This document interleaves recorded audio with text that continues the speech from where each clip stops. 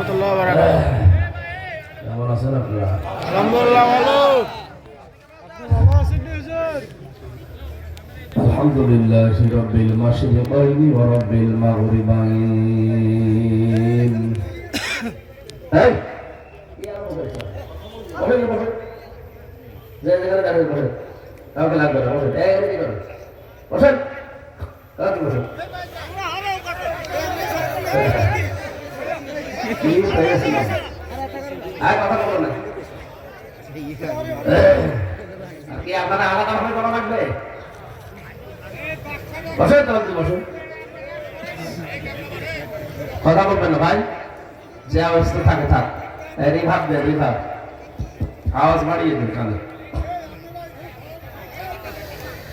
الذي خلق كل شيء زوجين وأوجب علينا الإحسان بالوالدين ونشهد أن لا إله إلا الله وحده لا شريك له وأشهد أن محمدا عبده ورسوله سيد الكونين صلى الله عليه وعلى آله وصحبه وأتباعه أجمعين ليلا ونهارا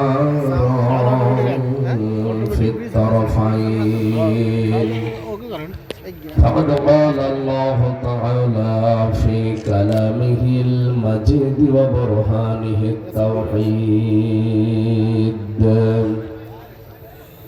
أعوذ بالله من الشيطان الرجيم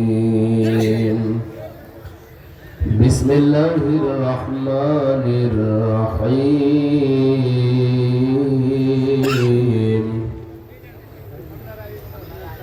يا أيها المدثر قم فأنذر وربك فكبر وثيابك فطهر والرجز فاهجر صدقت يا ربنا اللهم صل على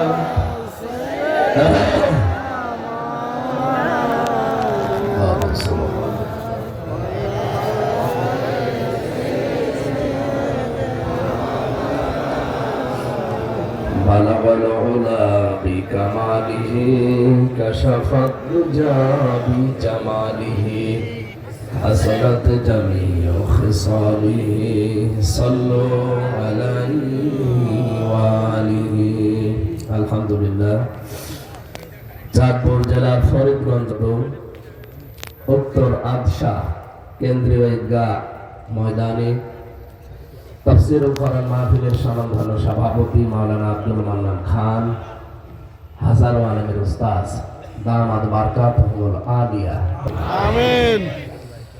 এই মাহফিলের প্রধান অতিথি এতক্ষণ পর্যন্ত যিনি কথা বলছিলেন আপনাদের এলাকার কৃতি সন্তান বিশিষ্ট সমাজসেবক আল্লাহ রাব্বুল আলামিন তার গোলামকে হায়াতে তাজ্জিমা সিহাতে কুল্লিয়া দান করুন আমিন। কোরআন কারীম থেকে তাফসীরুল কোরআন মাহফিলে কথা বললেন কিশোরগঞ্জ থেকে আগত ইসলামিক চিন্তাবিদ মুফাসসির কোরআন মুফতি শফিউল্লাহ, কথা বলেছেন মাওলানা হুসাইন মাহফুজ চুয়াডাঙ্গা। বিশেষ অতিথি ছিলেন মাওলানা আব্দুল মালিক, অন্যান্য উলামা ইকরাম, সামনে বসা মুসলমান ভাইরা, পর্দার আড়ালে সম্মানিতা মা এবং বোনেরা। এই কে কথা বলেন আপনি? বসে বসে।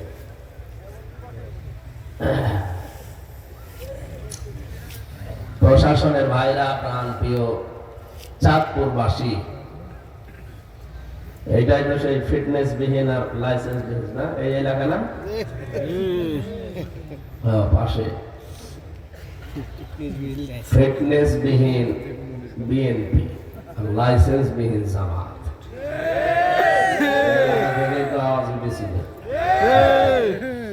সেদিন আমি হাজিরা দিতে গিয়েছিলাম মামলা, যিনি এই কথা বলেছিলেন আল্লাহ পুরো টাকার উপরে এটা ঢেলে দিয়েছে। এখন ফিটনেসও নেই, লাইসেন্স পুরাটা আল্লাহ তার কথা তার উপরেই ফেলে দিয়েছে। এখানে এমন কোন কথা বলা ঠিক না আন্দাজে, না জানি ওইটা আবার আমার উপরে এসে পড়ে। এই যে আমরা প্রত্যেক দিন অন্তত ফরজ নামাজ যারা পড়ে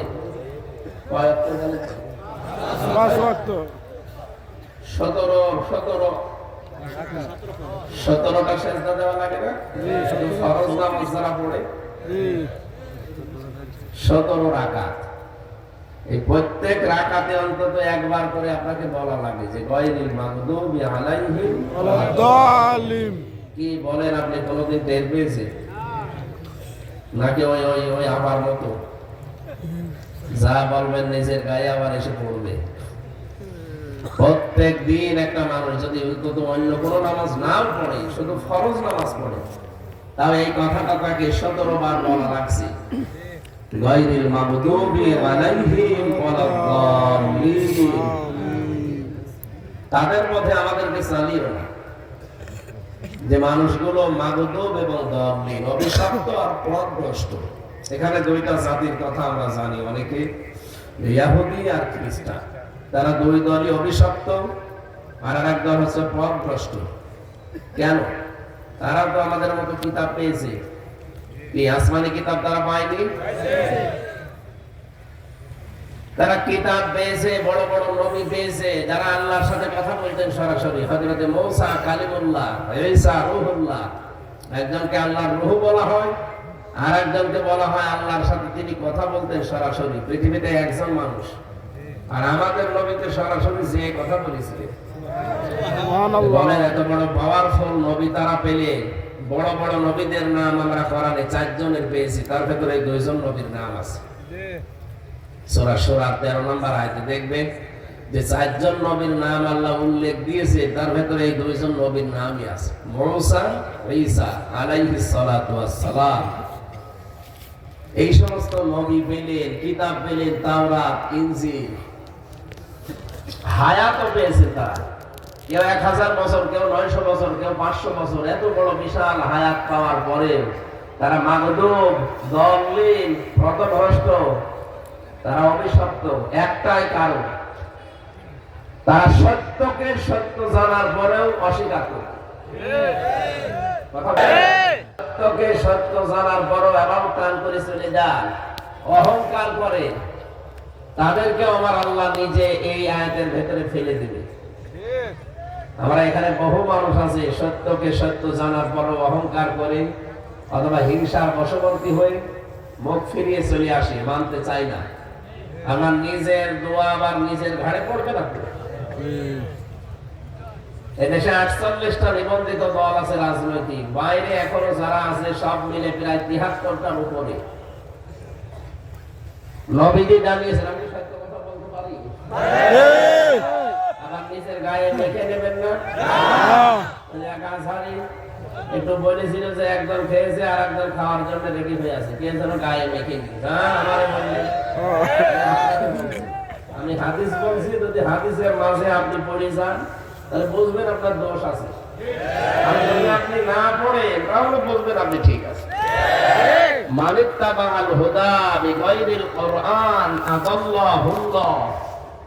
যারা এখানে যেহেতু আজকে সভাপতি একজন আলেম, শব্দটা আদাল্লাহুল্লাহ দিয়েছেন, আদাল্লাহ ইউদিল্লু, এটা বাবে ইফআল থেকে এসেছে। যদি দল্লা শব্দ দিতেন, দল্লা ইয়াদিল্লু, সুলাসি মুজাররদের কায়দা, তাহলে বাংলা অর্থ দাঁড়াতো আপনি নিজেই নিজেকে খারাপ বানিয়ে ফেলেছেন।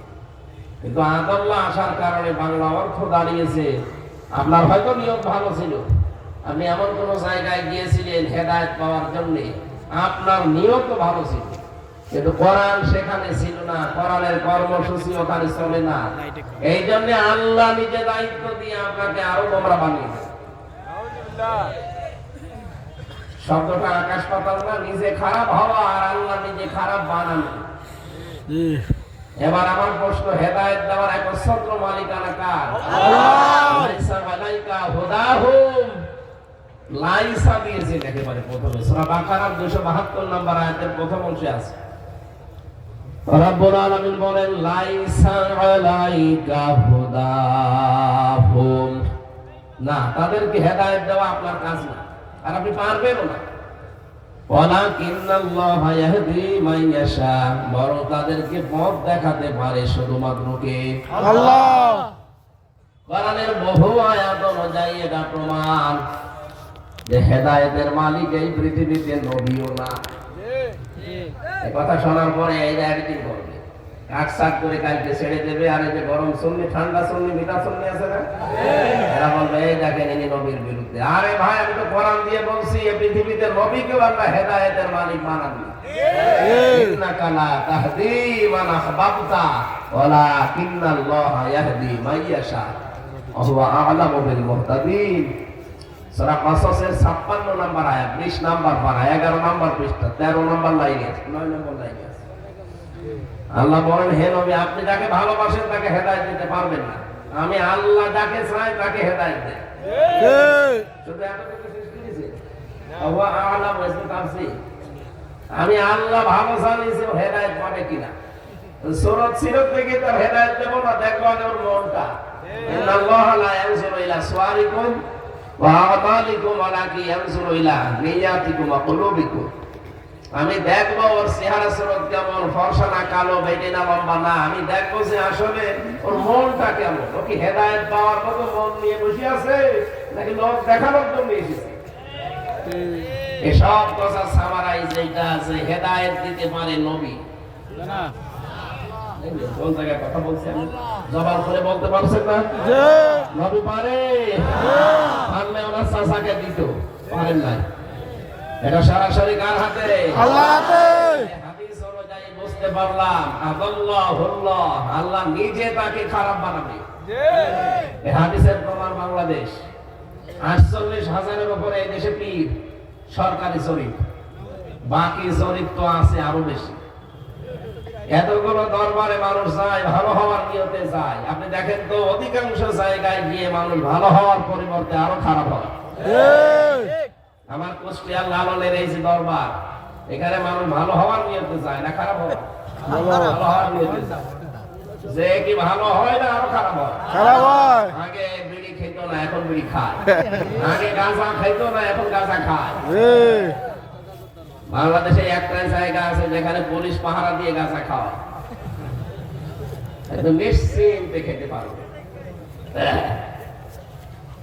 তাহলে কি বুঝলেন বলেন তো? যেখানে কোরআন চলে না, কোরআনের নিয়ম নীতি নেই, ওখানে কেউ ভালো হওয়ার নিয়তেও যদি যায়, তাকে সরাসরি খারাপ বানিয়ে দেবে কে?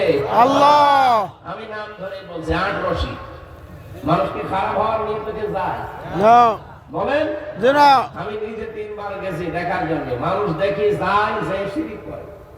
এটা আমার এই চোখে দেখা, মানুষ এইভাবে করছে কবরের কাছে, আবার এইভাবে ফিরে আসছে। আমি জিজ্ঞাসা করেছিলাম যে এইভাবে যাওয়া লাগবে কেন?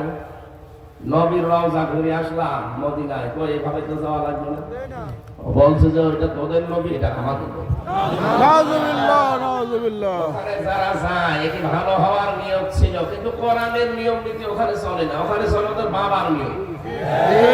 মানুষ যায় ভালো হওয়ার নিয়তে, কোরআন নেই, এই জন্য আল্লাহ দায়িত্ব নিয়ে ওরা আরো খারাপ বানিয়ে দেয়। দাড়ি রাখতো কি রাখতো না, এখন যে দাড়ি কেটে সব খান সব খাবে।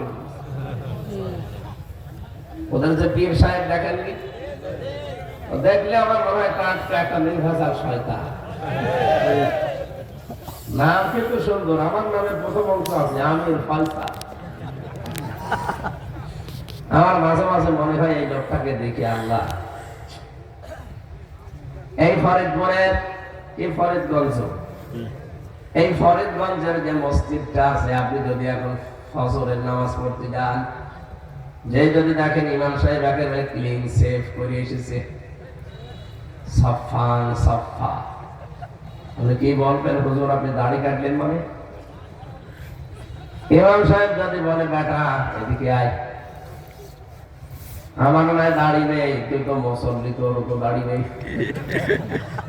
মুসল্লি এক বাক্যে বললো হুজুর দাড়ি ছাড়া মুসল্লি হওয়া যায়, দাড়ি ছাড়া ইমাম হওয়া যায় না। চাঁদপুরের ফরিদগঞ্জে আদশা নাকি লেখা দেখলাম, আমি আমার মনে হয় আদশা এই কুমিল্লা জেলা পার হয়ে ঢাকাতে যে বলবেন আদশা ছাতা কেউ ফেলবে না। এতটুকু একটা জায়গার মসজিদের ইমাম হওয়ার জন্য যদি দাড়ি কেটে ফেললে আপনি তার পেছনে নামাজ না পড়েন, তাহলে দাড়ি কেটে বিশ্বলি হয় আর আপনি মেনে নেন। কি আরম্ভ করেছেন?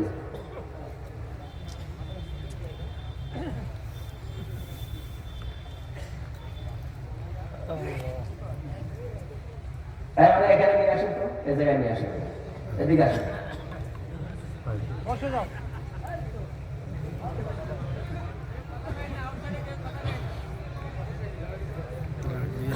আমার ভাইরা, সব কথার এক কথায়, যেখানে কোরআন নেই সেখানে গেলে আপনার নিয়ত ভালো থাকলেও আপনাকে আল্লাহ খারাপ বানিয়ে দেবে। এইটাই হাদিসের মর্মমানি। কথা বলে না কেন? সুতরাং আজ দেশে ভাবে চিন্তে আপনাকে এগাতে হবে। যেখানে কোরআন নেই ওই দরবার যদি আমার বাবাও তৈরি করে, আমি ওখানে নেই।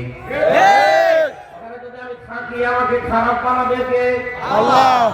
দ্বিতীয় পয়েন্ট হচ্ছে, এই দেশে বললাম রাজনৈতিক দল নিবন্ধন এবং নিবন্ধন ছাড়া মিলে প্রায় ৭৩টার উপরে। যে রাজনৈতিক দলের কর্মসূচিতে কোরআন নেই, কোরআনের নিয়ম নীতি নেই, ওই দলের প্রতিষ্ঠাতা আমার বাবা হলেও আমি ওই দলে নেই। এটা বলা লাগবে না, আপনি পারবেন না। এটা পারবেন কিনা বলেন তো? পারবেন, হাত তোলেন তো দেখি।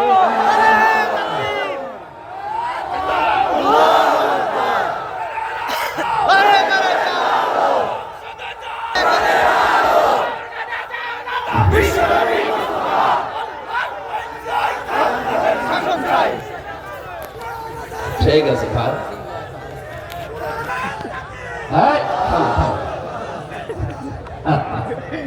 এখানে অনেক মানুষ সাহস করে হাত তুলতে পারে না, কারণ তার ভয় আছে, না জানে যদি এই কথা রাখতে না পারে।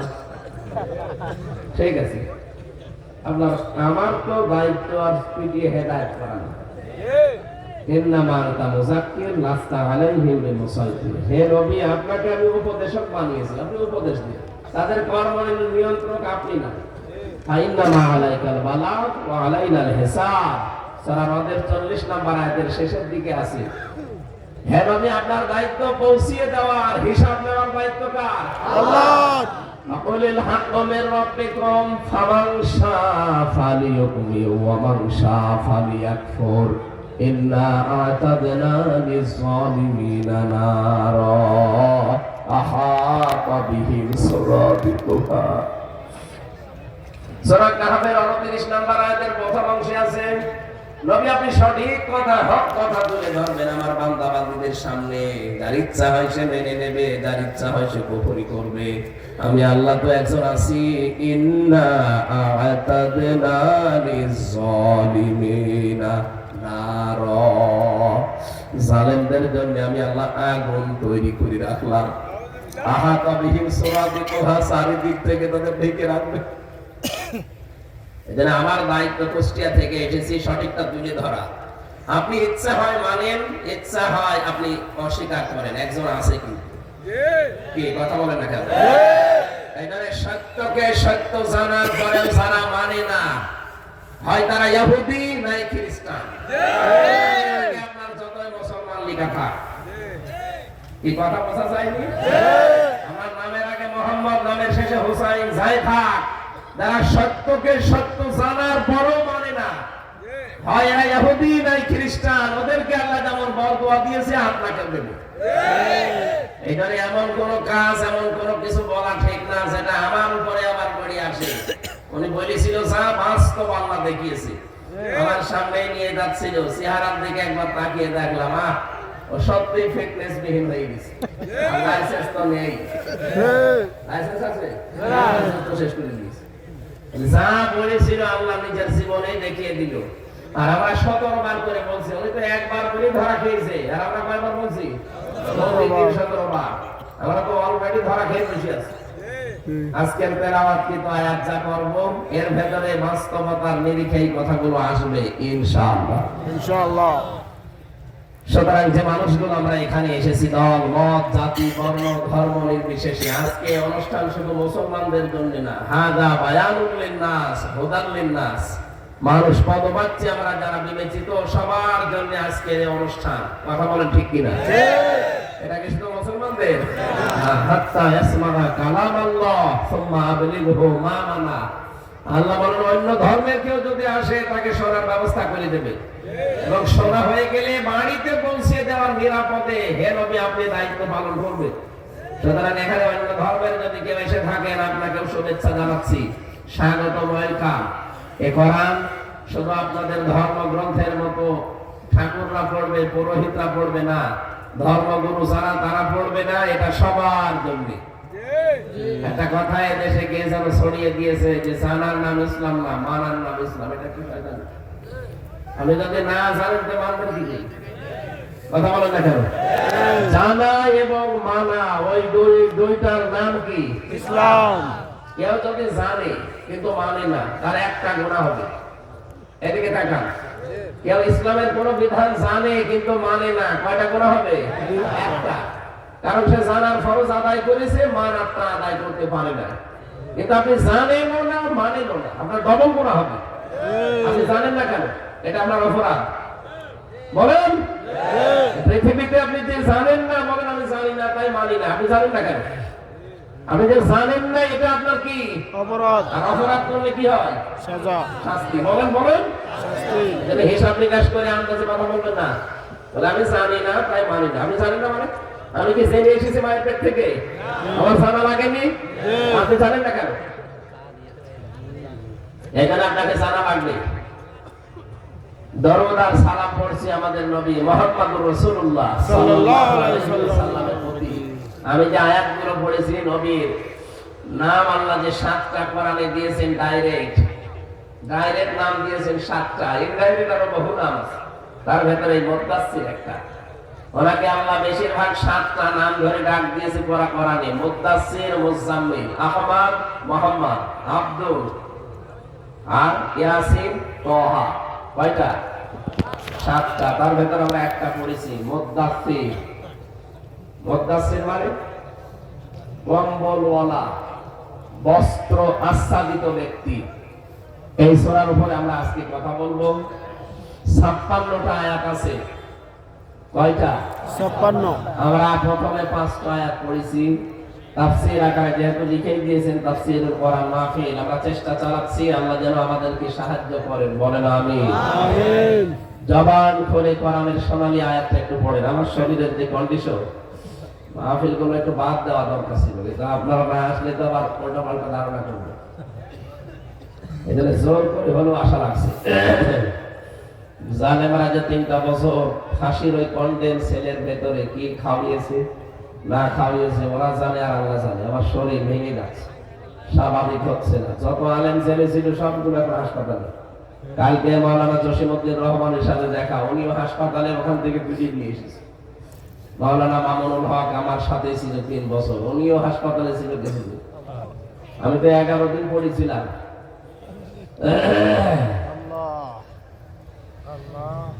এত পাওয়ারওয়ালা বড়ি যাচ্ছে ভেতরে, কিছুই হচ্ছে না। আমার মনে হয় কিছু ভেতরে ওরা দিয়ে দিয়েছে, কারণ যে খাবার দিত, খাবারের ভেতরে কিছু দিত পয়জন। তাছাড়া আমার স্বাভাবিক হবে না কেন? বাংলাদেশের সর্বোচ্চ ডাক্তার যারা, তাদের দেখালাম, সিঙ্গাপুর, মালয়েশিয়া ঘুরে আসলাম, কিছুই হচ্ছে না। তার মানে ভেতরে কোনো কিছু সমস্যা হয়েছে। তাছাড়া স্বাভাবিক হওয়ার কথা ছিল। যদিও এই সবগুলো আমার আল্লাহর হাতে। ওয়াইজা মারিদুতো ফাহুয়া ইয়াশফিন। আমাদের জাতির পিতা ইব্রাহিম নবী দোয়া করেছিলেন, হে আল্লাহ আমি যখন অসুস্থ হই শেফা দান করে কে? আল্লাহ। আমরা ওইটার উপরে ভরসা করে আছি। যেহেতু অসুস্থ আছি আপনারা দোয়া করে, আর আমরা শেফা হিসাবে তো দাওয়া নিচ্ছি। আল্লাহ রাব্বুল আলামিন আমাদের বিশ্বাস অনুযায়ী যেন আমাদের শরীরটাকে আগের অবস্থায় আবার ফিরিয়ে দেয়। আমিন। কেমন টকবক করতো শরীরটা, 3 বছরে একেবারে নেতিয়ে দিয়েছে চালেরা। লাগবে না, থাক, ও তো এমনি নেই। আমরা যে তেলাওয়াত করলাম সূরা মুদ্দাসসির থেকে, এবার আরম্ভ করি। নেন আউযু বিল্লাহি মিনাশ শাইতানির রাজিম। বিসমিল্লাহির রহমানির রহিম ইয়া আইয়ুহাল মুদ্দাসসির কুম ফাআনজির ওয়া রাব্বাকা ফাকাব্বির ওয়া সিয়াবাকা ফাতাহহির ওয়ার-রুজজা ফাহজুর। সাদাকাল্লাহুল আযীম। কোন সূরা মনে আছে তো ইনশাআল্লাহ? ইনশাআল্লাহ। কি? মুদ্দাসসির। কোরআনে কারীমের এই প্রথম 5টা আয়াত আমরা পড়লাম, আরো 2টা আয়াত আছে, ওয়ালা তামনু তাস্তাকফির ওয়া লিরাব্বিকা ফাসবির, এ পর্যন্ত। এই 7টা আয়াত তাফসিরে কোন মুফাসসির লিখেছেন সর্বপ্রথম দুনিয়ায় আয়াত নাযিল হয়েছে এই 7টা। অন্যান্য তাফসিরে আমরা যারা পড়েছি এখানে সবাই জানি যে না, কোরআনে কারীমের সর্বপ্রথম নাযিল হওয়া আয়াত সূরা আলাকের প্রথম 5টা। এই কথা বলেন না কেন? তাহলে আমরা অধিকাংশ মানুষ এখানে যারা বসে আছি সবাই শুনেছি, জেনেছি যে কোরআনের প্রথম নাযিল হওয়া 5টা আয়াত সূরা আলাকের। আর আমি বললাম এখন সূরা মুদ্দাসসিরের এই 7টা, পুরাটা একেবারে কন্ট্রাডিকশন, এর সাথে ওর মিল নেই। এই জন্যই তো তাফসীর মাহফিলে আসা লাগে। আমার ভাইরা, বিশ্ব নবীকে আল্লাহ যখন 40 বছর বয়সে নবুয়ত দেবেন, সর্বপ্রথম সূরা আলাকের 5টা আয়াত তাকে দিয়েছিলেন। এটা আমি গুরুত্ব বোঝালাম না কিছুক্ষণ আগে যে জানার নাম ইসলাম না মানার নাম ইসলামে, কথা যারা বলে এটা ঠিক না। এজন্য সর্বপ্রথম আল্লাহ 5টা আয়াত তাকে নাযিল করে জানিয়েছিলেন, ইকরা বিসমি রাব্বিকাল্লাযী খালাক। হে নবী, আপনি পড়েন। কি করেন? পড়েন। তিনবার ফেরেশতা জিবরাইল এই কথাটা নবীকে জানিয়েছেন, ইকরা ইকরা ইকরা। হে মুহাম্মদ, আপনি পড়েন পড়েন পড়েন। 3বারই তিনি জবাব দিয়েছেন, মা নাবি কারি, আমি পড়তে জানি না, কি পড়বো?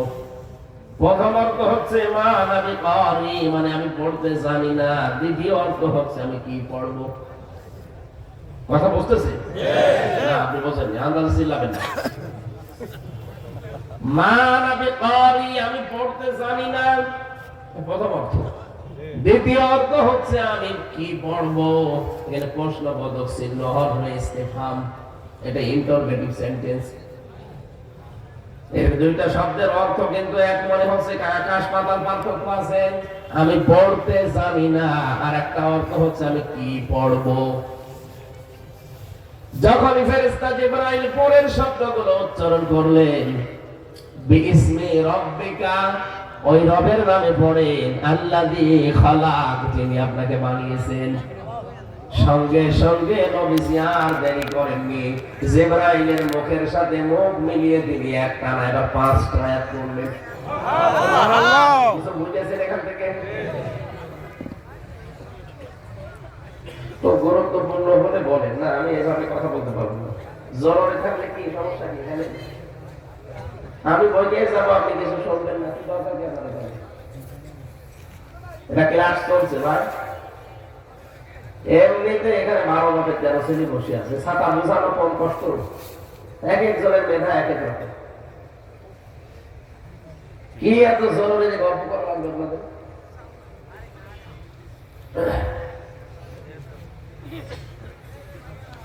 আমি 1 ঘন্টা ক্লাস করাবো, কিন্তু 5টা প্রশ্নের জবাব দিতে আপনি না পারেন, তারপরে ছাত্র হয়ে বসে থাকা দরকার আছে? আপনি যে বিড়ি খান, কে বলানো যদি বলছিল না যে আমরা আন্দাজে উল্টা পাল্টা কথা বলার জন্য আসেন। 1 ঘন্টা কথা বলবে, মনে করবে আমি 20 ঘন্টা পড়েছি এর উপরে। বিশ্ববিদ্যালয়ে যারা ক্লাস নেয় সত্যিকার অর্থে, সবাই না, যারা সত্যিকার অর্থে ক্লাস নেয় তারা 1 ঘন্টা ক্লাস নিতে হলে 45 মিনিট ক্লাস নেয়। তারা কমপক্ষে তারা অন্তত ওর উপরে 20 ঘন্টা পড়ে আসে, কারণ সামনে যারা বসে আছে ওরা তো পাগল ছাগল না, সব ওই রকমের মাপের মানুষ। এখানে যাদের কথা বলা ওই রকম কঠিন না, সহজ। যেমন এখানে এক একজন বসে আছেন এক এক রকম। এক ছাত্র এসে বই খাতা নিয়ে বসে আছে, এভাবে দাঁড়িয়ে আছে, স্যার হয় ছুটি দেন না, আমি গেলাম। গেলাম মানে হ্যাঁ, আপনি হয় ছুটি দেবেন বা আমি ছুটি। স্যার চিন্তা করছিল যে পজিশনে দাঁড়িয়ে আছে, ও ছুটি দিলেও যাবে না। রোল নাম্বার কত? 82। ক্লাসে ছেলে কয়টা? 82। 82টা ছেলে ক্লাসে, ওর রোল নাম্বার 82। ভালো ছাত্র, ওটা কেউ আসতে ও শুধু আসে আর যায়, আমি চলে যাই। ওর জীবনের না আছে কোনো উদ্দেশ্য, না আছে কোনো কিছুই নেই। মা বাবা জোর করে পাঠায়, আসে, যে তাকে ভালো লাগছে না। আপনার রোল নাম্বার কি 82? একটু ভালো করে এখান থেকে শিক্ষাটা নিয়ে যান। এত কষ্ট করে সাজিয়েছে। বলেন নবীজি তিনবার পড়েননি, বলেছেন আমি পড়তে জানি না আর আমি কি পড়বো। যেই বলেছে রব্বিকা বিসমিকা, বিসমি রব্বিকা, রবের নামে পড়েন, নবীজি আর দেরি করেন। এবার আর একটা না, পরপর 5টা আয়াত পড়লেন। আল্লাহু আকবার। তাফসীরে হাক্কানী মুফাসসির লিখেছেন নবীজি যেন এইটাই জানাতে চাচ্ছিলেন, হে ভাই জিবরাইল, বারবার আমাকে পড়তে বলেন, আমি পড়বোটা কি? আমি যখন রবের নামে বলেছেন আমি কিন্তু আর দেরি করি নাই। এটা দিয়ে আমি শিক্ষা দিতে চাই কিয়ামত পর্যন্ত আমার উম্মত যারা দুনিয়া আসবে তারা যেন পড়াশোনা করতে হলে রবের নামে পড়ে। আপনি নিরপেক্ষ দৃষ্টি দিয়ে বলেন তো, এদেশে আমরা 96% মুসলমান নবীর উম্মত, রবের নামে পড়ার সিস্টেম ছিল। কি আরম্ভ করেছিলেন আপনারা? এই 15.5 বছরের শিক্ষা ব্যবস্থাকে সেকুলার করে ফেলেছেন। কার নামে পড়তেন আপনি? আপনাদের জেলার এই মহিলা 1 নাম্বার কথা বলে না কেন? ধ্বংস করে দিয়েছে শিক্ষা ব্যবস্থাকে। কোথায় নিয়ে গিয়েছিল? এর পরবর্তীতে যে শয়তান এসেছে চট্টগ্রামের নওফেল, এটা ইসকনের সদস্য, মুসলমানদের ছেলে মেয়েদেরকে একেবারে জাহান্নামের কিনারায় পৌঁছিয়ে দিয়েছিল।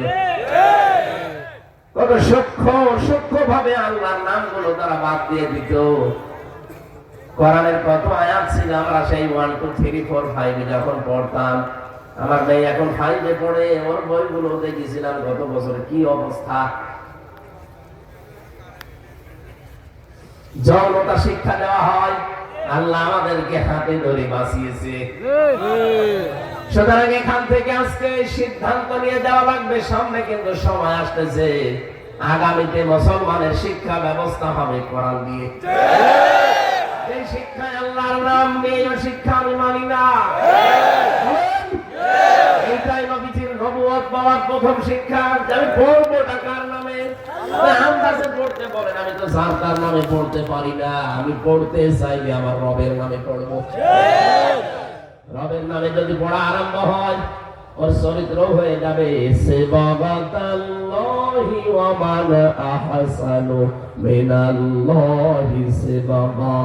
তোমরা আল্লাহর রবের রঙিন হও, আল্লাহর চাইতে উত্তম রং দুনিয়ার কারো আছে? সুতরাং শিক্ষা ব্যবস্থায় আল্লাহর রং নিয়ে আসা লাগবে। আল্লাহর রং কালো, হলুদ, লাল, কি? হ্যাঁ, না আপনি জানেন না, আল্লাহর রং এই যে এটা কোরআন। শিক্ষা ব্যবস্থা সাজাতে আমার আল্লাহ এখানে 500টা আয়াত দিয়েছেন। আপনি শিক্ষা ব্যবস্থা কি করে তৈরি করবেন এগুলো সব এখানে আছে। এইটা নিয়ে যান, আমার আল্লাহর রং ওখানে কালার হয়ে যাবে। সুবহানাল্লাহ বলতে পারবেন না? আপনাদের আমি আহ্বান জানাচ্ছি, এই দেশে বিভিন্ন জেলায়, থানায়, বিভিন্ন ইউনিয়নে পর্যন্ত এখন দেখতে পাচ্ছি বৃদ্ধাশ্রম তৈরি হচ্ছে। এটা এমনি না, বৃদ্ধাশ্রম তৈরি হওয়ার পেছনে কোরআনের শিক্ষা না থাকা দায়ী। কয়েকদিন আগে আমি নীলফামারী জেলার কিশোরগঞ্জ গিয়েছিলাম, থানা, এই কিশোরগঞ্জ জেলা না, থানা ওইটা। ওখানে যাওয়ার পরে আমার নিয়ে গেল বৃদ্ধাশ্রমে, যে দেখি এইদিকে 25 জন, এইদিকে 25 জন মার বাবা বসে আছে লাইন দিয়ে। বুড়ো বুড়ি তাদেরকে দেখে চোখের দিকে তাকিয়ে দেখলাম ছলছল করছে চোখ। আমার মনে হচ্ছে ওদের চেহারার দিকে তাকিয়ে প্রত্যেকেই তাদের সন্তানের জন্য বর্ণ দিচ্ছে। এমনি না, তাদের তো আমার মতো ছেলে আছে না? বলেন। কয়েকজনের সাথে কথাও বললাম, শুনলাম অনেকের ছেলে নাকি জজ, অনেকের ছেলে আছে আমেরিকায়, কিন্তু খোঁজ নেয় না, বাধ্য হয়ে এসে ওই বৃদ্ধাশ্রমে আশ্রয় নিয়েছে। খেয়ে না খেয়ে এক একজনের হাড় হয়ে গেছে একেবারে পাতলা। এই বয়সটা শেষে তার নাতি নাতনি, বৌমা, ছেলে তাদেরকে নিয়ে থাকার কথা, অথচ এই বয়সে এখন আছে মরণের আগ পর্যন্ত ওই একা ঘরে থেকে মরে যাওয়া লাগবে। যদি বৃদ্ধাশ্রমে যেতে না চান, আগামীতে যদি আপনার সন্তানের কাছে লাঞ্ছনা, গঞ্জনা, অপমান এবং সন্তানকে যদি পৃথিবীতে নেশাখোর অবস্থায়, দুর্নীতিগ্রস্ত অবস্থায় দেখতে না চান, আহ্বান জানাবো 3 বছর এলাকায় যদি থাকে, না থাকলে দূরে থাকলেও দেবেন, 3টা বছর কোরআনের শিক্ষাকে তাকে দিয়ে দেবেন। মাত্র 3 বছর তাকে কোরআনের সাথে সম্পৃক্ত করান। এরপরে আপনার ছেলেকে আপনি ডিসি বানাবেন, এসপি বানাবেন, টিওনো বানাবেন, ডাক্তার বানাবেন, কোনো অসুবিধা নেই। যা বানাতে ইচ্ছা হয় বানাবেন, শুধু 3 বছর রবের সাথে পরিচয় করান। আমি এই চোখে দেখেছি শিক্ষক ওযু করছে, ছাত্র পায়ে পানি ঢেলে দিচ্ছে, অথচ ছাত্রের বয়স মাত্র খুব বেশি 6.5-7 বছর হবে। এতটুকু ছাত্র পায়ে পানি ঢেলে দেয়, কাদা লেগে আছে, তারপরে নিজের ছোট্ট কচি হাত দিয়ে কাদা ছাড়িয়ে দেয়। অথচ এখনো কোরআন শরীফও ধরেনি, কেবল কায়দা পড়ছে, আলিফ বা তাসা। আমি এইটা এই চোখে দেখেছি। বিশ্ববিদ্যালয়ে ক্লাস চলছে, তো জাহাঙ্গীরনগরে ছিলাম তখন, ক্লাস চলছে বিশ্ববিদ্যালয়ে, মাস্টার্সে ক্লাস চলছে, ছাত্র জুতা খুলে শিক্ষককে পিটাচ্ছে, শালা ধরে মেরেই ফেলবো। শিক্ষক বলছে, বাবা তুই আমার ছেড়ে দিয়ে আমি জীবনে ক্লাস নেব না, তোরে বলেছিলাম আমাকে একটা সিট দিতে, তুই দিলি না কেন, তোরে মেরেই ফেলবো। ওইটাও তো ছাত্র, এইটাও ছাত্র, ওইটা অলরেডি মাস্টার্স করার পরে জানোয়ার হয়ে গেছে, আর এটা কেবল মক্তবে গেছে, মানুষের মতো মানুষ হচ্ছে। এর ভেতরে কোরআন আছে, ওর ভেতরে কোরআন নেই। এদের কোরআন মানুষকে কোথায় নিয়ে যায় আপনি দেখতে পেয়েছেন? নবী মুহাম্মদ রাসূলুল্লাহ জন্য পর 3 বার কিন্তু পড়েননি। তিনি জানাতে চেয়েছিলেন কিয়ামত পর্যন্ত আমার উম্মত বলে যারা দাবি করবে এরা আল্লাহ বাদে কারো নামে পড়বে না। ঠিক আছে না কথা? থেকে আল্লাহ ছাড়া কারো নামে পড়া যাবে না। কিসের বাবার নাম, কিসের মায়ের নাম? নাম হবে কার? আল্লাহ। আমাকে বানিয়েছে তার নাম হবে রব্বিকা আল্লাযী খলাক। আমি পড়বো তার নামে যিনি আমাকে বানিয়েছেন। পড়বেন কিসের সাহায্যে? আল্লাযী আল্লামা বিল কলাম, যিনি আমাকে কলমের দ্বারা শিক্ষা দিয়েছেন। এখন তো কলম খাতা বইয়ের শিক্ষা আস্তে আস্তে বার হয়ে যাচ্ছে, ডিজিটাল হতে হতে আধুনিক হতে হতে এখন এগুলো সব বাদ। এখন বইয়ের সাথে, খাতার সাথে, কলমের সাথে আমাদের সম্পর্ক আস্তে আস্তে শেষ। আমরা সব হয়ে গেছি ডিজিটাল। এখন লাইব্রেরির সাথে আমাদের সম্পর্ক নেই। আগে বিশ্ববিদ্যালয়ের কেন্দ্রীয় লাইব্রেরিতে দেখতাম ঘন্টার পরে ঘন্টা, 24 ঘন্টা অনেকে থাকতো। এক একটা নোট করতে হলে অন্তত 50টা বইয়ের রেফারেন্স দেওয়া লাগে। এখন যারা পাস করে আসে দেখি না, এদের 50টা না, একটা বইয়ের হাত দেখো পড়া লাগে না। এখানে আমাদের উচিত হবে এখান থেকে শিক্ষা নিয়ে দেওয়া। আজকে থেকে যতদিন বেঁচে আছি ছেলে মেয়েদেরকে পড়াতে হবে কার নামে পড়াবেন? আল্লাহ। যেখানে আল্লাহর নামে পড়াবে ওখানে আমি যাইতে পারি না।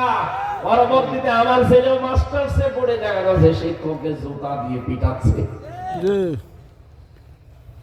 নবীজি ওখান থেকে আসলেন, ভয়ে থরথর করে কাঁপছিলেন। ভালো করে বুঝবেন, আমি কিন্তু 2টা পয়েন্ট নিয়েছিলাম। যে প্রথম আয়াত নাযিল হওয়ার পুরা বিসমি, অথচ সূরা মুদ্দাসসির আইয়ুহাল মুদ্দাসসির এটাও প্রথম আয়াত। কেন 2টা ঝগড়া লেগে যাচ্ছে না? ওখান থেকে আসার পরে বললেন সাম্মিলুনি ইয়া খাদিজা, আমাকে ঢেকে দাও খাদিজা, আমি ভয় পেয়েছি। এবার আসেন মূল কথায়। হযরতে খাদিজা ওই দিন তার স্বামীকে বলেছিলেন, ইয়া আবুল কাসেম, ইয়া আবুল কাসেম, হে কাসেমের পিতা আমার স্বামী, আপনি ভয় পাবেন না। কেন ভয় পান? ইন্নাকা লা তাসিলুর রাহিমা, আপনি তো রক্তের সম্পর্কগুলো ঠিক রাখেন।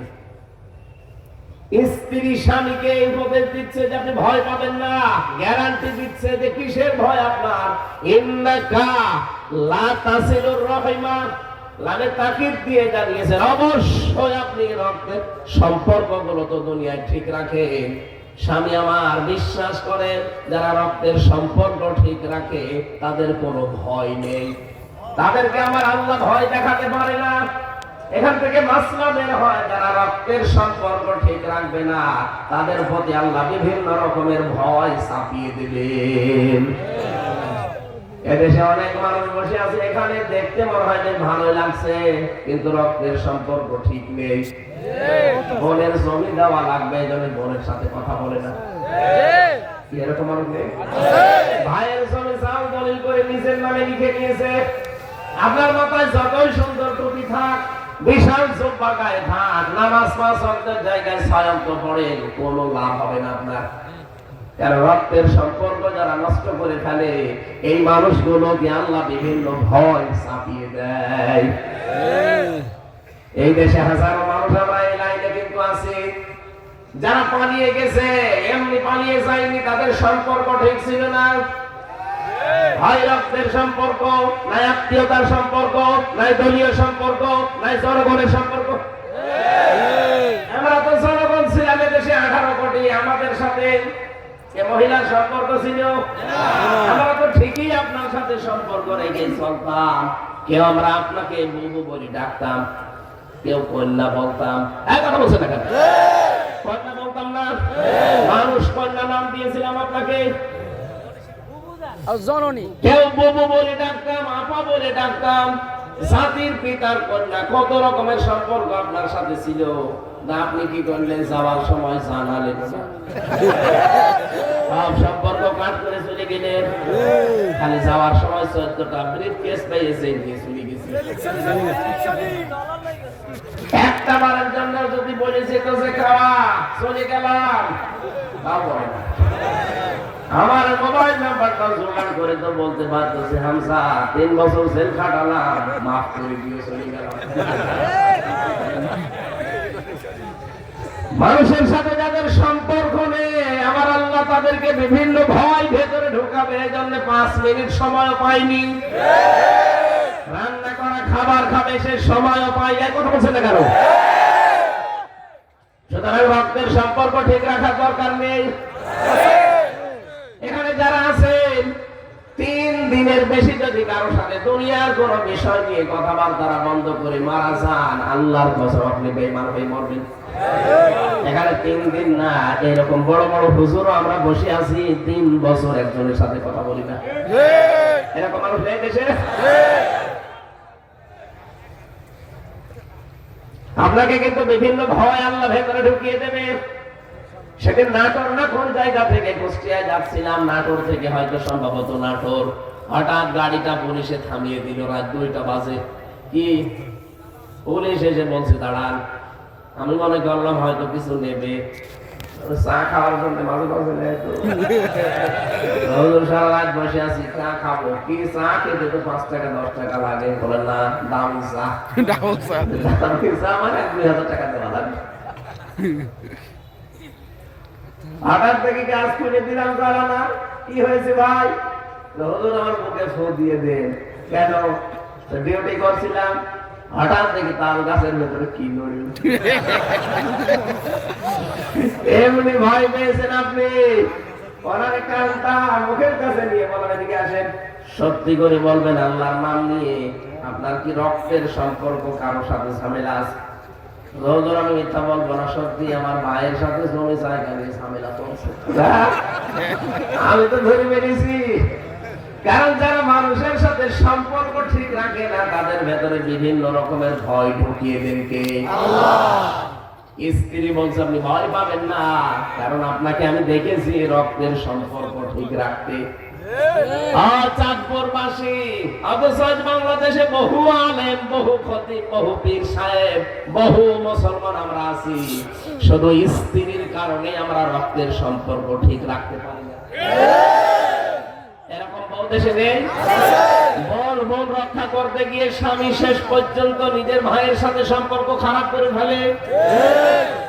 না এলাকায় নেই সব।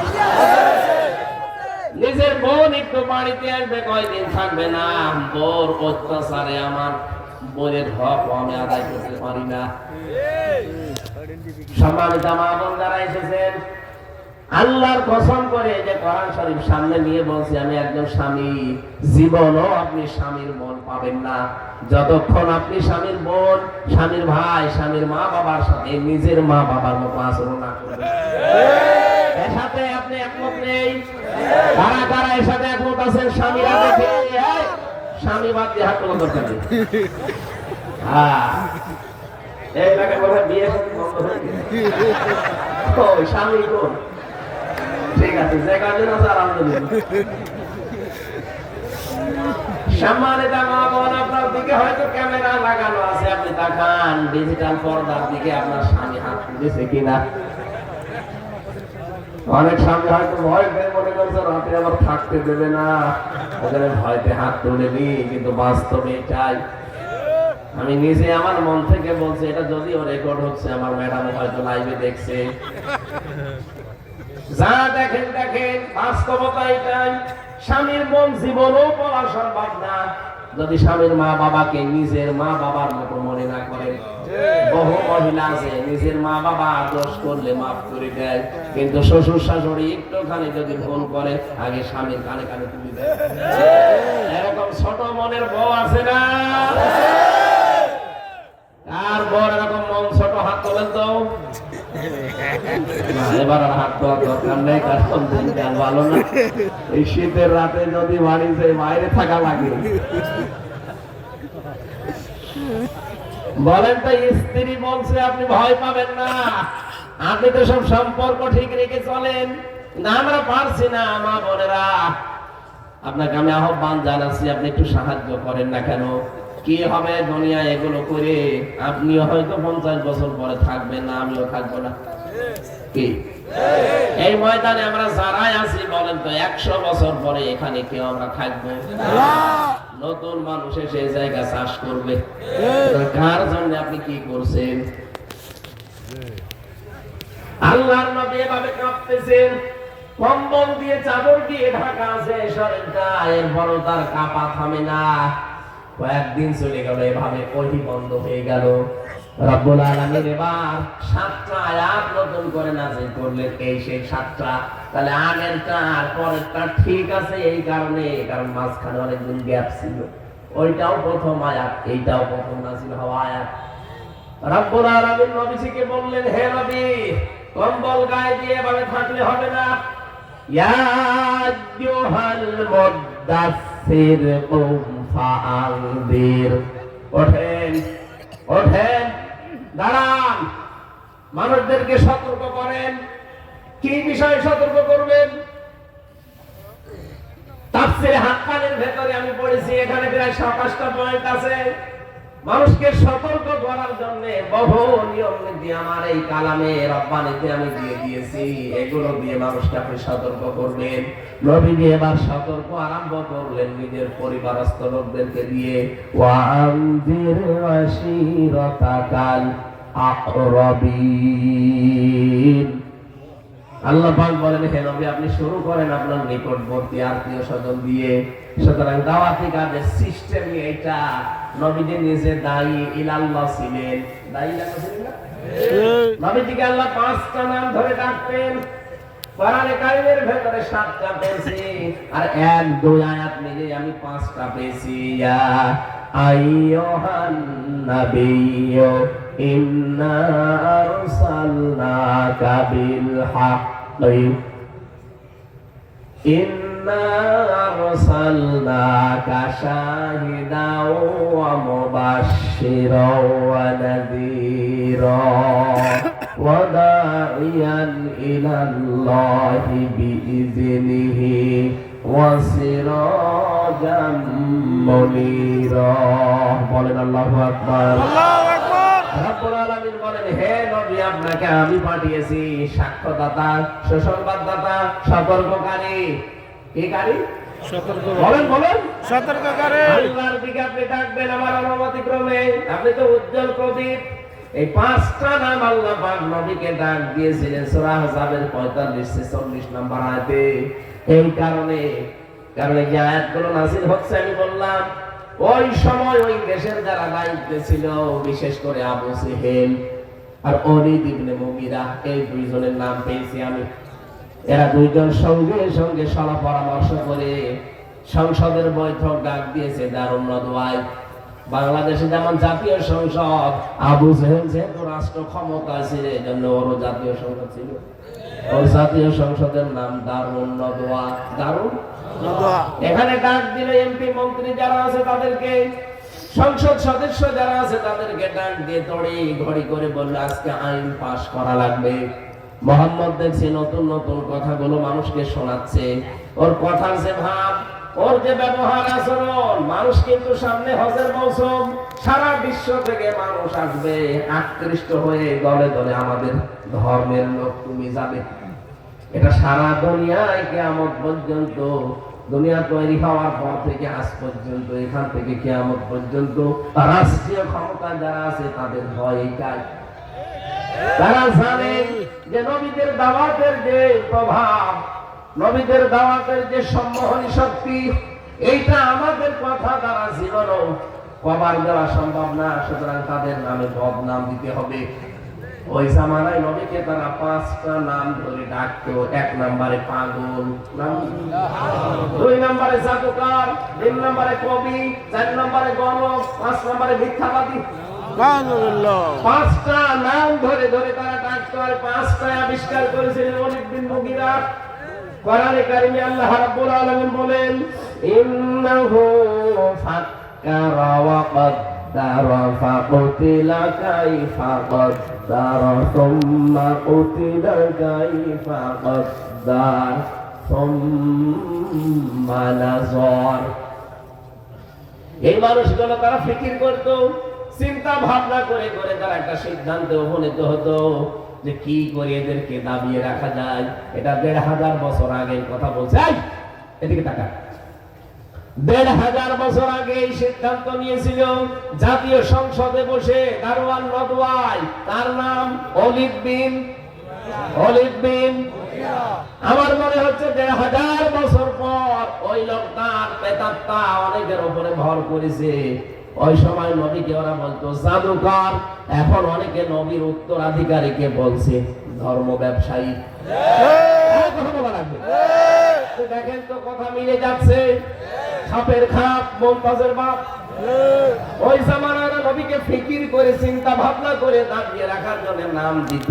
কি নাম দিলে মানুষ বিশ্বাস করতে পারে? প্রথমে তারা দিয়েছে যে জাদুকর। কিন্তু নবীকে জাদুকর ছিলেন না। একজন আর একজনকে বলছে না এই নামে হবে না, জাদুকর দিলে মানুষ মানবে না। কারণ হচ্ছে কথাবার্তার আওয়াজ শামসি ওয়া দুহাহা ওয়াল কমারি ইযা তালাহা ওয়ান নাহারি ইযা জাল্লাহা। এই কথাগুলো শুনলে শুধু কানের ভেতরে যায় না, কানের ভেতর থেকে মনে হয় হৃদয় একেবারে গেঁথে যায়। এর একটা আলাদা শক্তি আছে। সুতরাং কবি নাম দিয়ে দাও। আরেকজন বলে না কবিও মানুষ খাবে না। কি খাবে? তাহলে পাগল দিয়ে দাও। বলে পাগলও মানুষ মানবে না, কারণ পাগলের চেহারা এত সুন্দর করে থাকে না, চুলটা এত সুন্দর করে আঁচড়িয়ে রাখতে। বিশ্ব নবী নিজে পারফিউম ব্যবহার করতে না, তো পাগলের কাছে আতর থাকে। কথা বলে না কেন?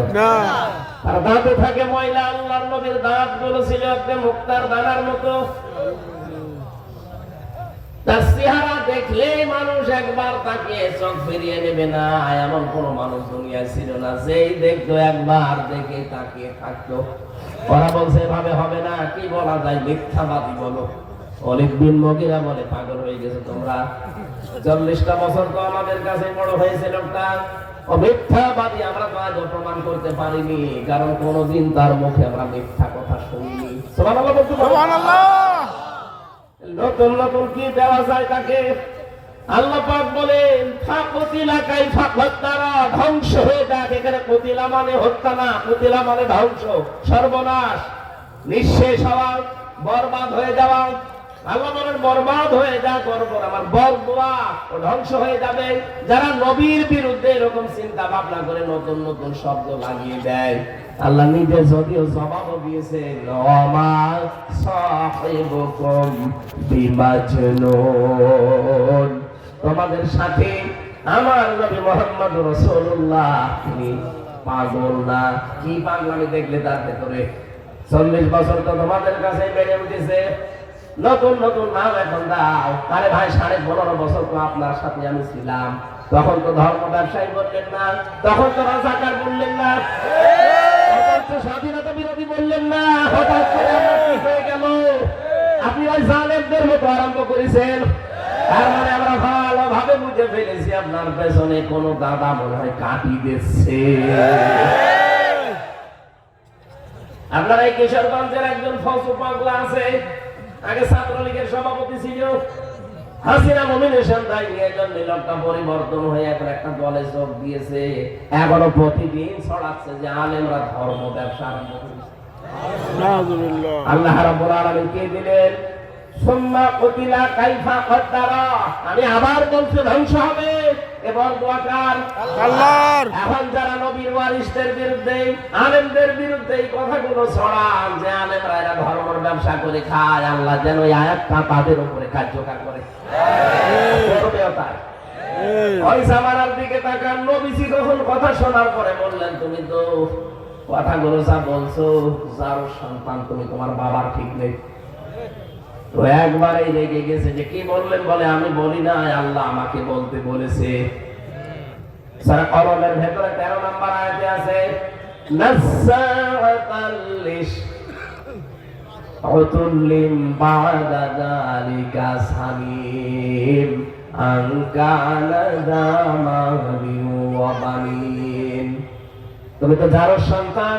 এখান থেকে আমি তাফসীরে প্রমাণ পেয়েছি দুনিয়ায় যারা আলেমদের বিরুদ্ধে ডাইরেক্ট ইনডাইরেক্ট লাগবে, আপনি খোঁজ খবর নিয়ে দেখবেন ওর পেছনে জন্ম ঠিক নেই। বাড়িতে গিয়ে মাকে বলে মা মোহাম্মদ আমাকে গালি দিয়েছে, তুমি সত্যি করে বলো আমার বাবাকে। ওর মা বলে তোর বাবা? তোর বাবা? বলে না, ও বাবা আমি মানি না, আমার আসল বাবাকে। কি হয়ে গেল তোর আজকে মাথা খারাপ? বলে এমনি হয়নি, আমার মোহাম্মদ গালি দিয়েছে, আমি নাকি যার সন্তান। কেন গালি দিয়েছে? বলে আমি তাকে পাগল বলেছিলাম। এমনি বলেনি, ওই ছেলে যা বলে তা তো ঠিকই হয়, কারণ তোর জন্ম তোর বাবা যায়নি, দিয়েছে বাড়ির রাখাল। আর যারা আলেমদের বিরুদ্ধে, আমি নাম ধরে বললাম না, যারা আলেমদের বিরুদ্ধে আছেন, যারা আজহারের মাথাকে 10 লাখ টাকার ঘোষণা দিয়েছেন, আমার মনে হয় আপনারও জন্মের ঠিক নেই, যারও সন্তান আপনি।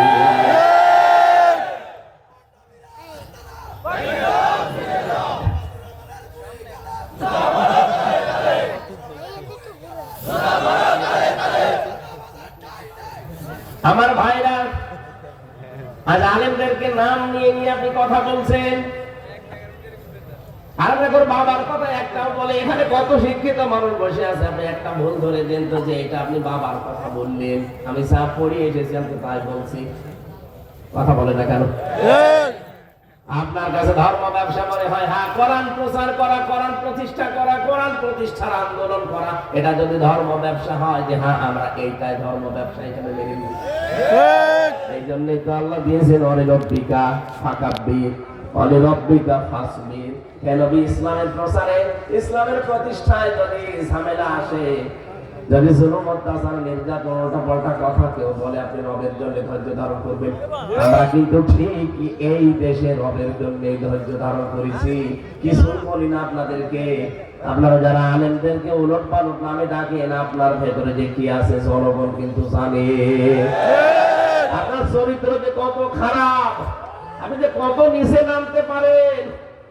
আগস্টের 5 তারিখের পর থেকে অনেকে দেখে ফেলেছে, রাত 12:30টায় যায় চাঁদা চাইতে। এই যে নারায়ণগঞ্জের বন্দরে রাত 12:30টায় গেছে চাঁদা চাওয়ার জন্য। সেদিন বাইতুল মোকাররমে চাঁদা চাইতে গিয়ে জনগণ জোতা দিয়ে পিটিয়েছে। বলছে সব রেকর্ড আছে। আবার সকালবেলা জানিয়েছে যে 12:30টায় গেলাম, মানুষজন টের পেল কি করে আমি চাঁদা চাইতে আসলাম। আরে ভাই, বাংলাদেশ এখন নকদর্পণে গোয়েন্দাদের আপনি জানেন ওদের মেশিন কি উন্নত, আমি নিজে দেখেছি রিমান্ডে।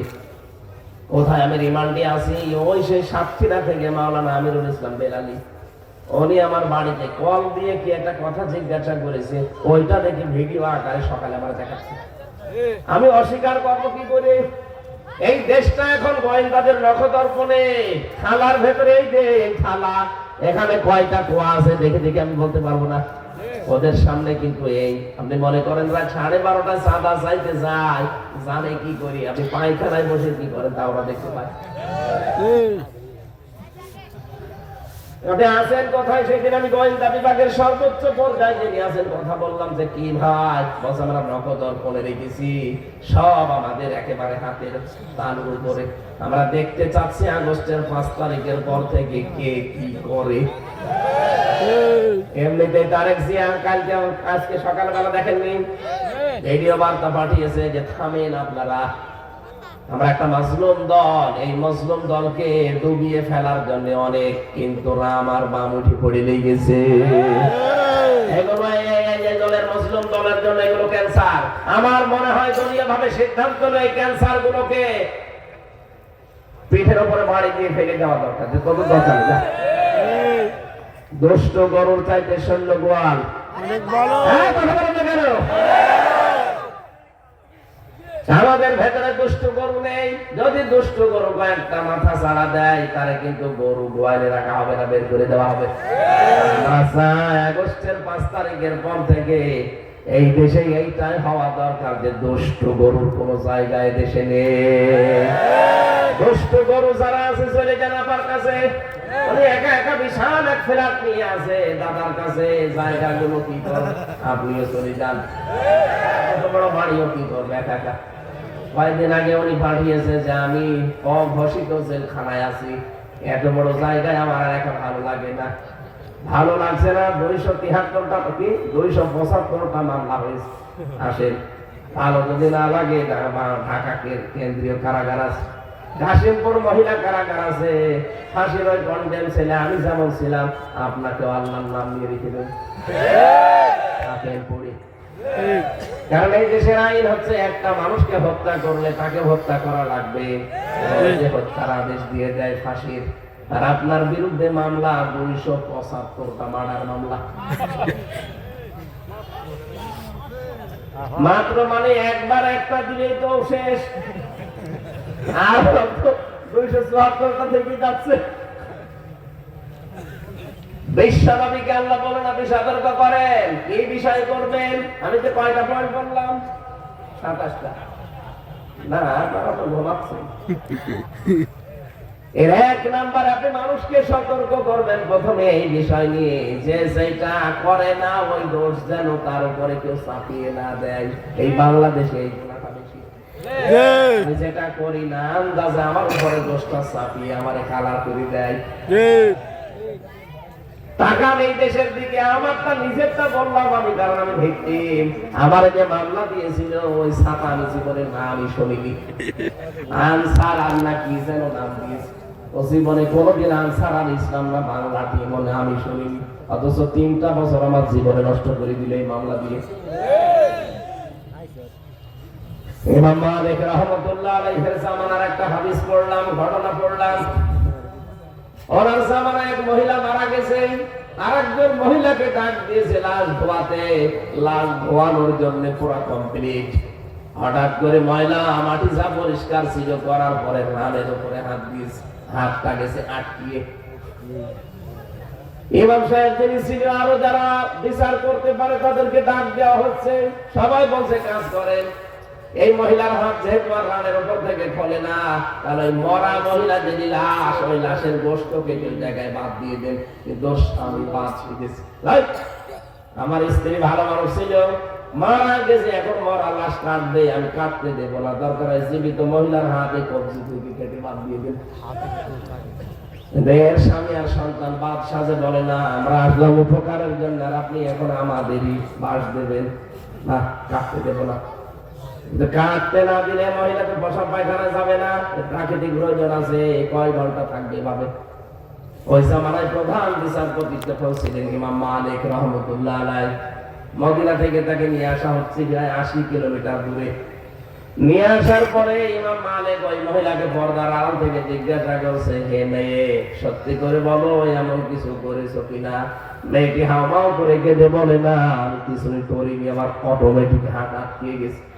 ইমাম মালিক বলে, না অবশ্যই তুমি কিছু করেছো। ধমক যখন দিয়েছে মেয়েটা বলে, হ্যাঁ আমার একটা কথা মনে হচ্ছে, এর লাশ ধোয়ানোর সময় এর প্রতি একটা খারাপ ধারণা নিক্ষেপ করেছিলাম, যে তোমার দেখতে তো ভালোই মনে হয় কিন্তু তুমি তো ব্যভিচারী। তোমার সাথে আমি সেই দিন একজন পুরুষকে বাড়িতে ঢুকতে দেখলাম। পরবর্তীতে খোঁজ নিয়ে জানলাম যে ওই পুরুষটা তার নিজের ভাইয়ের ছেলে। বলেন তো ভাইয়ের ছেলে সম্পর্কে কি হয়?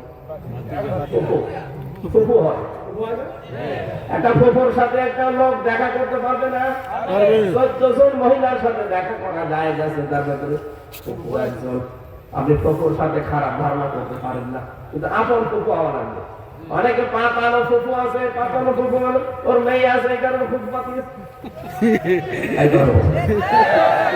খালা পাতিয়েছে, ধর্ম খালা। খালার মেয়ে আছে, এই কারণে ধর্ম খালা। এরকম খালা পাতিয়েছেন কারা? হাত করেন তো। এই এলাকায় মনে হয় সব আপনার উনি বাস করে। এই যে একটা খারাপ ধারণা তার চরিত্রের উপরে নিক্ষেপ করেছি আমার আল্লাহ। ইমাম মালিক বললেন, হ্যাঁ আমি বুঝে ফেলেছি, এই কারণে তোমাকে আমার আল্লাহ হাত দিয়েছে।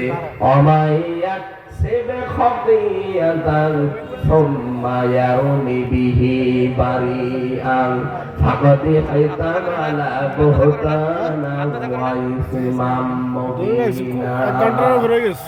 সূরা নিসা 112 নম্বর আয়াতে আছে, এই পৃথিবীর ময়দানে কোন মানুষ যদি নিজে অন্যায় করে, অন্যায়টা তাদের উপর মানুষের উপরে চাপিয়ে দেয়, আল্লাহ পাক বলেন সে যেন প্রকাশ্য পাপের বোঝা বহন করে নিয়ে বেড়াচ্ছে।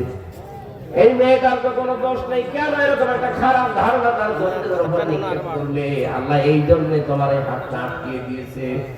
নবীর হাদিস থেকে শোনালেন, মান সালিমাল মুসলিমুনা মিন লিসানিহি ওয়া ইয়াদিহি, ওই লোকটা তো মুসলমান যার হাতের দ্বারা মুখের দ্বারা মানুষ শান্তিতে থাকে।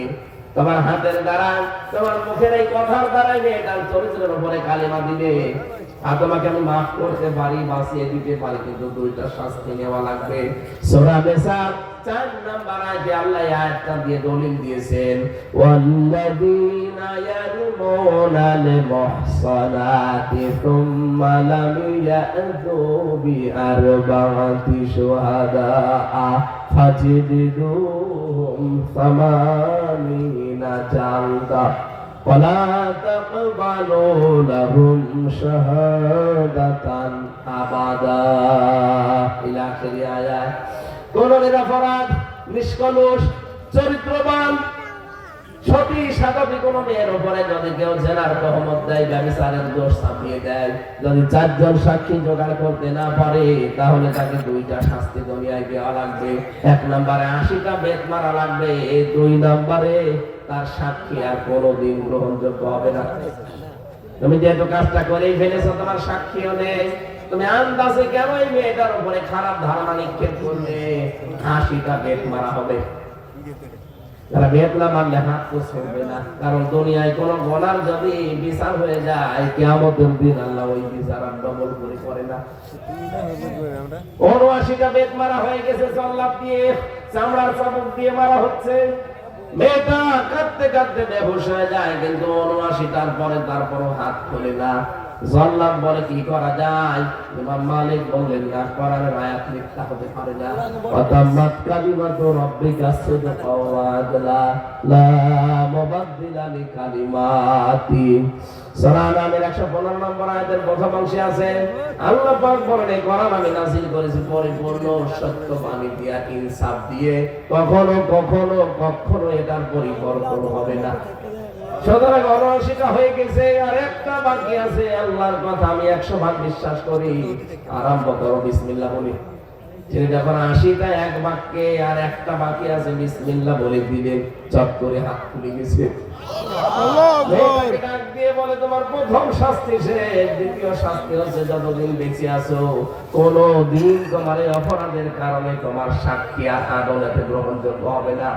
আজ বাংলাদেশে আয়াতটা যদি সংসদে থাকতো, এদেশের কত মানুষের মিথ্যা সাক্ষী বাতিল হয়ে যেত। আল্লামা সাঈদীর বিরুদ্ধে সাক্ষী দিয়েছে, ৭১-এর সাক্ষী দেবে, ৭২-এ তার জন্ম। আমার বিরুদ্ধে তো ৪ জন সাক্ষী ওরা জোগাড় করেছিল, জীবনে ওদের কোনোদিন দেখিও নাই, তারা আমার দেখে নাই, কারণ আমি চিনিও না তাদের। আজ যদি একদানের অপরাধ মানুষের উপরে দোষ চাপিয়ে তার জীবনটা নষ্ট করে দেয়, মানুষ মিথ্যা মামলা দিয়ে, মিথ্যা সাক্ষী দিয়ে, এরা যদি বন্ধ হয়ে যেত, বাংলাদেশে ১,১০,০০০ মানুষ জেল খাটতেছে, আমার মনে হয় অনেকেই বিনা কারণে নির্দোষ প্রমাণ হয়ে বেরিয়ে যেত। আমরা চাই এদেশে যারা নিরপরাধ বিনা কারণে আজ অন্ধকারের প্রকোষ্ঠে ঝুলে ঝুলে মরছে, বিশেষ করে এটিএম আজহারুল ইসলাম, এখনো পর্যন্ত ১৭ বছর জেল খাটতেছে। লুৎফুজ্জামান বাবর যদি ১৭ বছর পরে বের হতে পারে, তারেক জিয়ার পিএস মিয়ানুরউদ্দিন অপু ভাই যদি বের হতে পারে, তারেক জিয়া সাহেবের বন্ধু গিয়াসউদ্দিন মামুন যদি বের হতে পারে ১৭ বছর পর, আমরা চাইবো এই মুহূর্তে আজহারুল ইসলামকে মুক্তি দেওয়া হোক। সবচেয়ে একটা খুশির বিষয়, আজকে আমি খুব বেশি আনন্দিত, কারণ আমাদের বোন হাফেজা আফিয়া সিদ্দিকা তিনি আজকে মুক্তি পেয়েছেন। আমেরিকার জেলখানা থেকে আজকে সকালবেলা মুক্তি পেয়েছেন। একদিকে কোরআনের হাফেজ, আর একদিকে বিজ্ঞানী, মুসলমানদের একটা সম্পদ হাফেজা আফিয়া সিদ্দিকা। আল্লাহ তার বাকি জীবনটা যেন হায়াতে তাইয়্যিবা সিহাতে কলিয়া বানিয়ে দেন, বলেন আমিন। আরে ভাই, জেলখানা থেকে মুক্তি পেলে যে কত আনন্দ লাগে, এটা তো আমার ছাড়া কেউ বুঝবেন না, নিজে দেখেছি। সুতরাং যারা পেয়েছে আলহামদুলিল্লাহ, এখনো যারা বিনা অপরাধে আছে ভেতরে, আল্লাহ যেন তাদেরকেও বের করার ব্যবস্থা করেন। অতি দ্রুত তারা যেন মুক্ত বাতাসে মুক্ত ভাবে আল্লাহকে সেজদা দিতে পারে, বলেন আমিন। 3টা বছর আমি জমান নামাজ পড়তে পারি নাই, জমান নামাজকে আমি জানতামই না, কারণ 3 বছর তো পড়তে পারি নাই। জালেমরা আমারে 24 ঘন্টা একটা ফাঁসির সেলের ভেতরে, কন্ডেম সেলে তালা লাগিয়ে রাখতো। আমার সাথে কেউ যেন কথা না বলে সিসি ক্যামেরা দিয়ে রাখতো, আলাদা 2 জন কারারক্ষী দিয়ে রাখতো, আমার দিকে কেউ যেন না তাকায়। যে মুক্ত হয়ে এখন এসেছি, কোনোদিন তো ভাবি না যে আবার বাইরে যেতে পারবো। আল্লাহ যখন মুক্ত জীবনে ফিরিয়েই দিয়েছে, বারবার আল্লাহর কাছে বলছে, আমার কণ্ঠটা তুমি ফিরিয়ে দাও, আর আমার শরীরটা তুমি আগের অবস্থায় ফিরিয়ে দাও। আমি আবার আসলে কথা বলবো, আমি আর পারছি না। কালকে পাবনা দারুল আমার ট্রাস্টে অনুষ্ঠান আছে, অনেক দূর যাওয়া লাগবে। সকালে মহিলা মাহফিল আছে পাবনা দারুল আমার ট্রাস্টে। এ আয়াতে লক্ষ লক্ষ কথা আছে। আগামীতে আবার যদি এই যে ফরিদগঞ্জে একটা মাহফিল নিয়েছি, ওই যে কি যেন নাম, না পড়া না, আগামী বছরে জামিল ভাই নাকি আছে না, জামিল ভাই ওনাদের এলাকায়, আমি এখন কথা দেয়নি, আসবো ইনশাল্লাহ। ওইটা আমার মনে হয় আশা লাগবে, ওখানে আসলে কথা বলবো। আমি এসার পরে আগামীতে মাহফিল নিয়ে সব এসার পরে উঠে পড়বো।